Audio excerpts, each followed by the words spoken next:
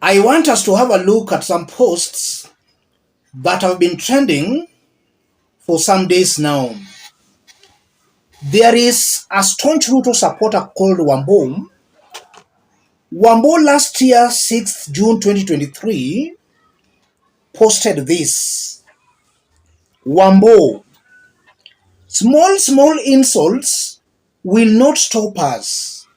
William Ruto must be given time to work for the people of Kenya.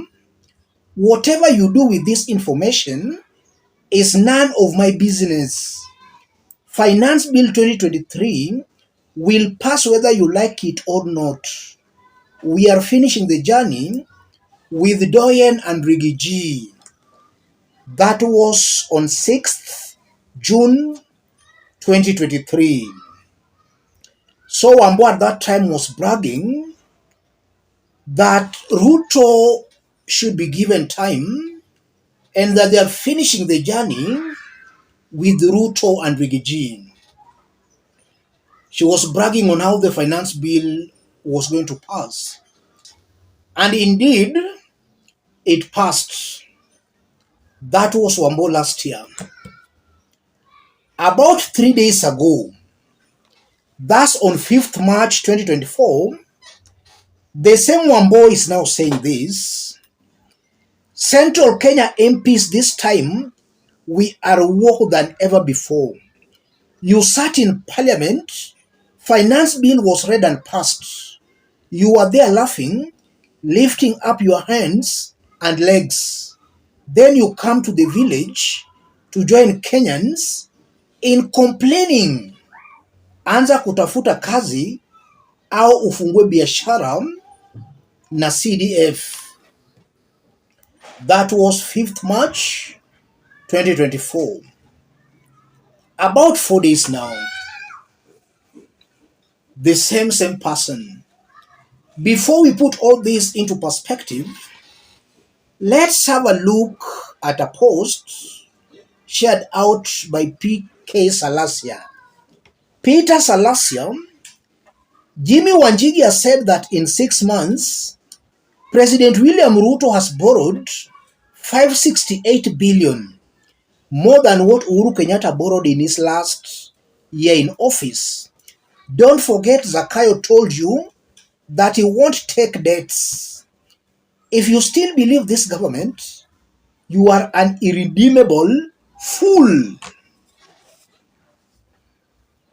Let's put all that into perspective. If you are watching us but you have not yet subscribed, subscribe, give this video a like. Let's continue.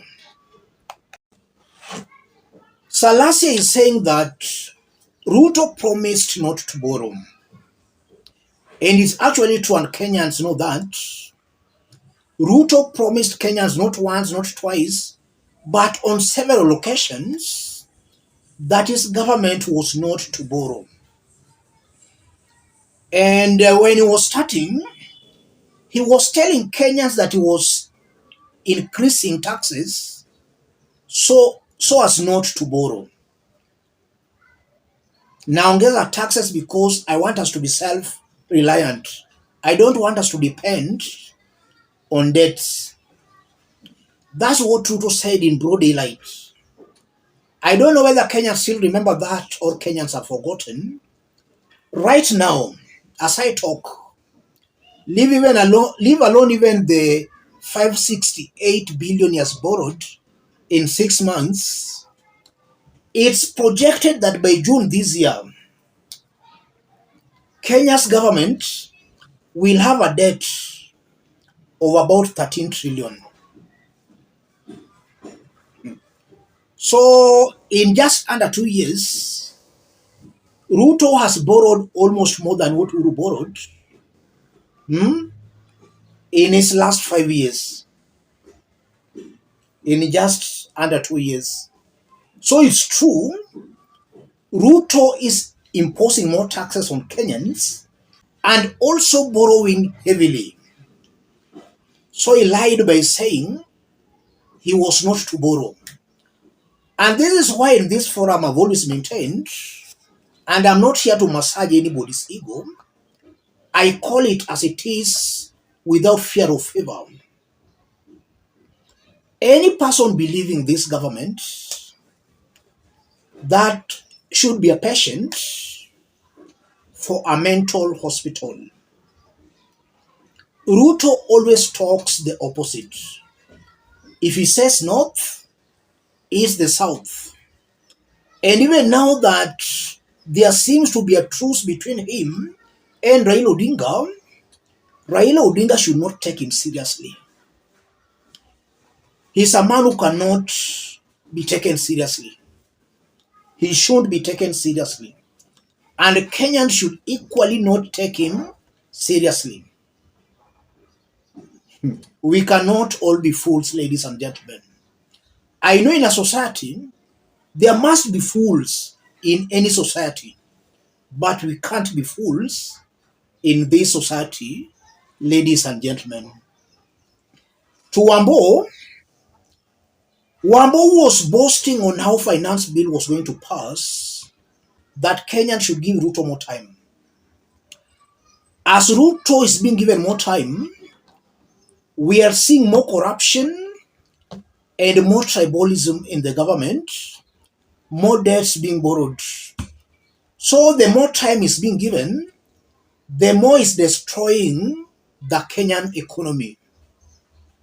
Things are worsening as Kenyans are giving him more time. That's the truth, ladies and gentlemen.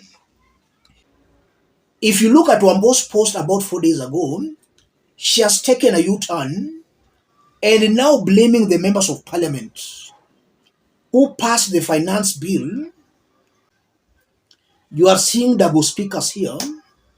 Somebody who does not even have a stand on any issue. And that's how largely this government is. Most of these leaders in Kenya Kwanza government, they are double speakers. They say something today, tomorrow they are saying completely a different thing. And that's how their supporters are. They are copying from their masters the art of double speaking. So any Kenya Kwanza supporter should also not be taken seriously. They are the confused generation amongst us. How I wish, ladies and gentlemen, that their eyes should and must be opened for them to see things clearly. It does not matter the kind of English you are speaking. What matters is your thinking, the brain. If you are a Kenya Kwanza supporter,